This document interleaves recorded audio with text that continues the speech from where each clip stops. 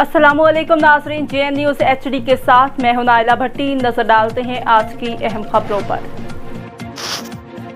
शहदादपुर से deputy bureau chief Syed Usman Ali की report के मुताबिक असिस्टेंट कमिश्नर शाहिदा परवीन का चार्ज लेने के बाद बेरी ऑफ सप्लाई टीम के हमरा शहर का दौरा, दुकान और रेडी वालों फ्रूट सब्जी के स्टॉलों पर मौजूद फरोख्त होने वाली अशिया के रेट चेक किए और सरकारी निर्ख से ज़्यादा कीमत वसूल करने वाले और एक्सपायर अशिया फरोख्त करने वाले पर भारी जुर्माने आयद किए और वार्निंग भी दी कि आइंदा इससे अफराद के खिलाफ कानून के मुताबिक बाकायदा FIR दर्ज कराकर इन्हें सजा भी दी जाएगी।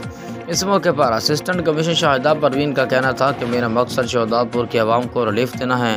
महंगाई से गरीब आवाम बहुत परेशान है। उन्होंने शहरियों से अपील की कि वो रेट लिस्ट ना लगाने वाले और रेट से ज़्यादा कीमत वसूल करने वाले दुकानदारों और पिथारेदारों और रेडी वालों और ज़ख़ीरा अंदोज़ों की निशानदेही करें ताकि उनके खिलाफ भरपूर कानूनी कार्रवाई की जाए।